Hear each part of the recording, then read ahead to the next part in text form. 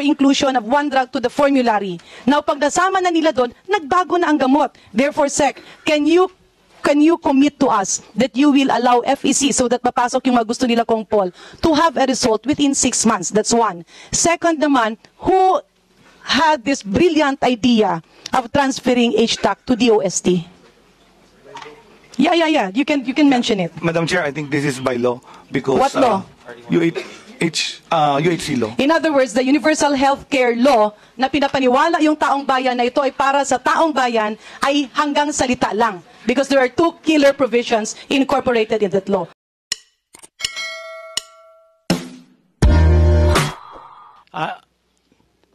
I support the concept of no balance billing, and allow me to add, and I'll ask Secretary Bossett to confirm, no balance billing really means 2 things. For indigent patients in the ward beds of public hospitals. It doesn't apply in the private hospitals, meaning if you're poor and you go to any government hospital, national or LGU, you should not be charged and you should not have any out-of-pocket. Meaning there should be complete medicines, diagnostics, everything should be provided so the patient doesn't have to go out and buy the medicines outside, the supplies, get the CT scan outside. Is that correct? Madam Chair, there are complications to that because not everything is provided by government. For example, some medicines have to go through the Health Technology Assessment Council and must be listed in the formulary, Philippine National Drug Formulary. So when that happens, there's a certain copay that happens because it's available in the private sector. So even the indigent is asked for additional funds. And I think this is where, again, Congress created the Medical Assistance for Indigent Patients program, which supports that particular complexity. Madam Chair, I'll cover. I have issues on the PNF, but wait a minute. I beg to disagree with the good secretary. PhilHealth has issued a memorandum as early as 10 years ago on no balance billing. It means 2 things. It's the responsibility of the public hospitals not to charge a poor, needy patient, and they should not have any out-of-pocket.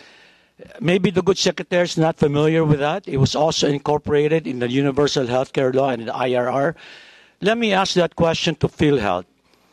Am I correct that no balance billing means 2 things? They cannot be charged and they should not have any out-of-pocket. Madam Chair, can I ask PhilHealth on that issue? Because we need to establish what that really is, which will lead to a few more questions, which relates to your budget. Madam Chair, could you direct PhilHealth to verify my contention that no balance billing policy of the government means 2 things. You can't charge the patient in public hospitals, and they should not have any out-of-pocket. Attorney Santos? Madam Chairperson, Honorable Representative Daza, that's correct. Madam Chairperson, please. Okay, so I'd like to put on the record that that's been the policy since at least 10 years ago, Madam Chair. That's correct for all drugs that the government can procure. Drugs, supplies, and whatever procedure that the government can procure. If the government is not allowed to procure it, they'll have to get it from the private sector. And that's the one that requires the copay. No. So that's what Madam happens Chair, in clinical I'm practice. Sorry, that's a whole different issue. Because you have other replacement drugs. That's another issue if it's not in the PNF. But you have to provide the medicine, supplies, diagnostics to the patients. But even if it's not in the formulary, Madam Chair, it's your responsibility to provide that.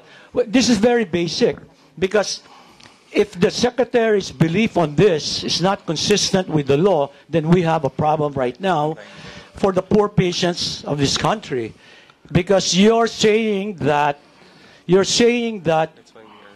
don't agree with the policy with the Universal Healthcare Law, and your own PhilHealth policy, which you're chairman of. Mr. Chair, Madam Chair, Honorable Daza, I agree with the policy of no balance billing. In fact, I want all Filipinos to have, and that's the order of the President to actually implement universal healthcare law. The problem is there are laws that will prohibit the government agency from procuring something that it is not allowed to procure. If you change the law if we remove the PNDF and we remove the HTAC, this will be no problem. As long as the drugs and the equipment are registered by the FDA and allow government to procure this, we will have no issue. But as soon as the law for the HTAC is there in the UHC and the Philippine National Drug Formulary from the generics law are there, we can only procure what the government allows the hospitals, public hospitals, to procure. Otherwise, we will be, returning money that the Commission on Audit will say we procured without basis of law. Madam Chair, Your Honor.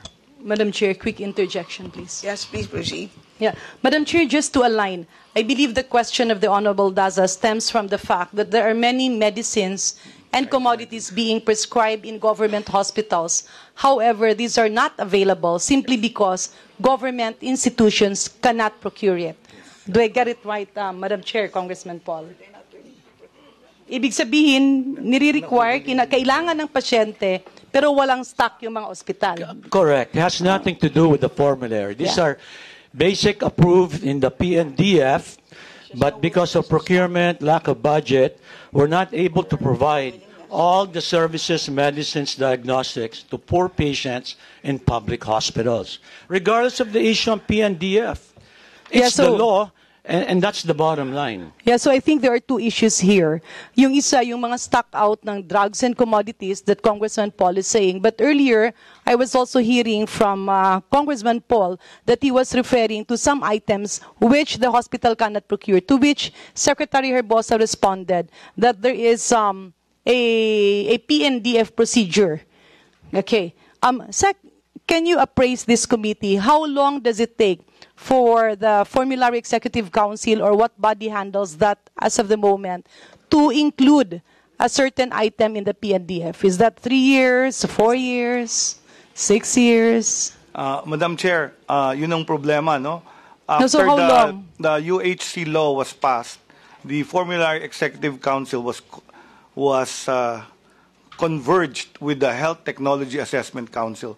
The Health Technology Assessment Council has now been transferred to the Department of Science and Technology. Pasensya na, for interest of time, kindly answer the question. Napakasimple nung tanong. How long does it take? Which one? To include a certain medicine. Years. I know of some drugs for open heart surgery, for example, the reversal for the agent for heparin. Pasensya na kasi it we're takes running out years of time. and they have not even put it in the National Drug Formulary. Yeah, okay, so how many years approximately? Sectad, just provide a range. What's the minimum and then the maximum? Approximate years, number of years. Even, okay, 6 you were months referring. to a year because Are you sure? The FEC meets only, I don't know how often Secretary, they meet. We are not here to criticize the department. We are here to help. That's why we really want an answer as to how long. Because if you're saying 6 months, that's so short. But I cannot recall any medicine approved and included in the PNDF within a span of 6 months. Not even a year, not even 3 years. Let me explain. Many of the clinicians have actually written to me because many of the drugs that we use now are still not in the drug formulary. There are a lot of innovations in drugs, medications, chemotherapy, equipment. So Madam the problem really is there is no FEC now. I'm trying to reactivate it because the FEC disappeared when the HTAC was created. We understand. Just answer the question so we can help you and we can explain to Kong Paul. So my question is, approximately how long does it take? Because I can give you at least 3 to 6 years. Will you validate that answer? Yes, ma'am. Okay, the so FEC takes up to 555 days or 1.5 years. The HTAC takes longer, 2.5 years. Okay, so can you validate my statement that it is approximately 3 to 6 years for a certain drug to be included in the formulary? Yes or no? I cannot answer yes Yeah, or no because there are drugs that have been applied for decades ago No, and approximate are still naman. not in the formulary. Yeah, kaya nga, Sected, okay, let me, Madam Chair, let's, It can take decades No, before precisely. they even approve it. That's my answer. yeah, okay. Sected, we are trying to help the department here, and I'm trying to point out to Kong Paul the situation. So, will you confirm that it takes at least approximately 3 to 6 years for a certain drug, vaccine, device, or commodity to be included in the PNDF? It can take longer than that. Yes, but it can take at least 3 to 6 years. If they approve it. Hindi, kaya nga eh. Kasi sa... Yeah. I think Some drugs there are not is approved. agreement Some naman. are approved. Yes, Yes, I some think are there's- approved, some are not. Some So are are you not. asking me those that are approved, the average time is 1.52 years? And if it's for HTAC, FEC. it's 2.53 to 6 2.5 years. Okay. The reason why, so Kong Paul, ganito ang nangyayari. Yung mga LGUs, yung mga hospital, hindi sila nakakabili kapag wala sa PNDF.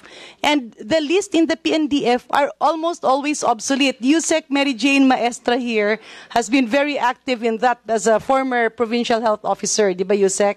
Okay. What happens is that these LGUs, these individual hospitals will have to go to the secretary to ask for a certificate of exemption. So there is a solution.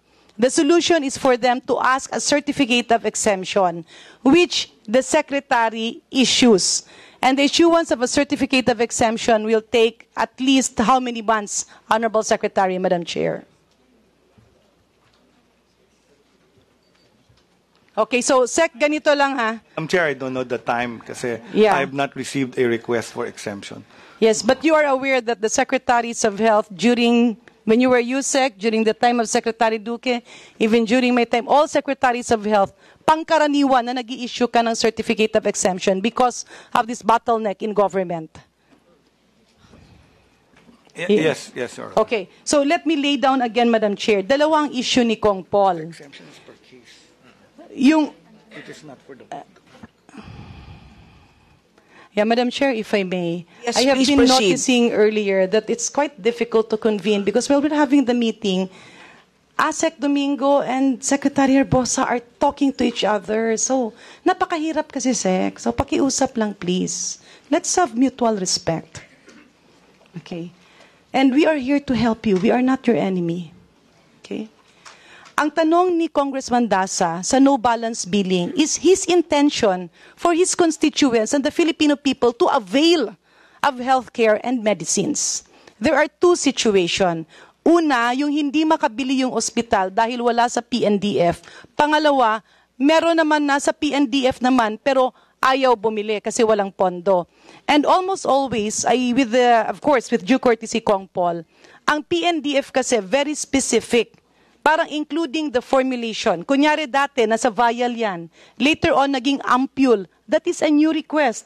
Kung later on, 10 ml yan, multi-dose. Ngayon, naging single dose. You apply. Even for the labeling, even for the... Kung may konting additive lang yan, kunyari ito kape, linagyan mo ng konting vanilla taste. You again apply for 6 years. In other words, the universal healthcare law, instead of making healthcare accessible, restricted. Because there are two killer provisions, HTAC and the fact that everything has to go through phase 4.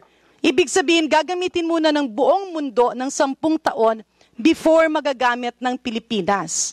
So that is why, Sec, the ball is also now in your hands as a temporary solution, Kong Paul. Yung temporary solution dyan is for the Secretary to fast-track all the request for exemption. Kunyari ako yung hospital. Let's say Eastern Visayas Regional Medical Center.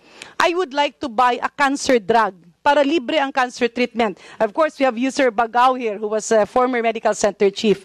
Sir, nung ikaw ay medical center chief, did you request for exemption to some medicines that you needed to procure? Good morning, Your Honors. Yes po, CVMC has a cancer center And as far as I know, we have not requested because all the medicines, cancer medicines for cancer patients are available. Okay, pero nagre-request ka ng certificate of exemption sa specific procurements. For some medicines, Your Honor, So it's a yes. nag-request po kami. Okay. So I believe the short-term solution here, Kong Paul, Secretary Ted, is for OSEC to fast-track the granting of certificate of exemption for a short-term solution. On a long-term solution, will the Secretary agree with me that we really need to amend the Universal Healthcare Law? Madam Chair, I agree. And for the information of the committee, I'm also reconvening the FEC in the Department of Health after the HTAC has been transferred to Department of Science and Technology to actually oversee all these issues. Because my thinking is that the law actually, HTAC can continue to actually analyze cost-benefit because I think what HTAC misses is kinonverge kasi ma'am yung duties of efficacy and effectiveness to the HTAC when in fact in the law very clearly it's only to do cost-benefit analysis of the procurement of government drugs for universal health care. So yung FEC, so nire-reconvene ko yung FEC. I've asked my EXICOM that I want to reconvene the FEC and the PNDF in the Department of Health since the HTAC has already been transferred in another agency. Okay. Madam Chair, can I quickly laymanize? HTAC, the Health Technology Assessment Council, supposed to be ang ginagawa nila is to assess, bumili ka ng itong gamot na ito, ilan ba ang nagbenepisyo at ilan ba, ano ba yung mga nawala in terms of economic impact. Ibig sabihin kung nagkasakit yung mga ito, ano yung economic impact, socio-economic impact sa bayan. Supposed to be kung ito ang ginastos ng gobyerno, kunyari dito, gumastos ng gobyerno ng let's say 10 billion, ngayon you save, let's say, 1,000 COVID deaths. So that's what HTAC assesses. The Formulary Executive Council naman, sila naman yung magre-request ang program, i-approve ng FEC kung bibilhin ba o hindi. And the FEC requires a study. Right. Can I correct? It's the FEC was created out of the generics law. So what the FEC does is to include drugs in the Philippine National Drug Formulary because in the law, only drugs that are listed in the Philippine National Drug Formulary can be procured by government. Now, this gives us a lot of problems now in universal healthcare and modern drugs because it creates inequity, whereas our solution for universal healthcare is equity. So the rich are able to buy drugs that are registered by the FDA, but the poor have no access to them unless maybe we request for MAIP funds that can actually pay for it for them. So ito yung current situation ngayon. And I agree with Congressman Garin, talagang lalong humirap. We will discuss that later on, but I need to yield back to Congressman Paul Dasa. In summary, it's this. The Formulary Executive Council was created by law because of the generics law. The FEC doesn't deal with efficacy, safety. That is the work of the FDA. Okay. FEC only lists down medicines to be included in the formulary.